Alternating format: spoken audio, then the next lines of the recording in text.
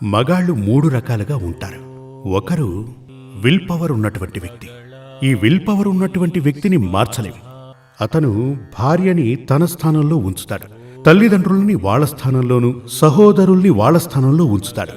అలా ఉన్నటువంటి వ్యక్తిని తను ఎంతగా ప్రయత్నం చేసినా తనని మార్చి తన దారిలోకి తీసుకురావడం కుదరదు, సమస్య మొదలవుతుంది. ఇంకొంతమంది మగాళ్ళుంటారు. భార్య ఏదైతే చెప్తుందో అదే తనకు వేదం. భార్య మాట విని అమ్మ, నాన్న, సహోదరులందరినీ పక్కకు పెడతాడు. తను ఏదైతే చెప్తుందో అదే. మరో విభాగం ఏంటి అంటే అమ్మా నాన్న చెప్పిందే వింటాడు.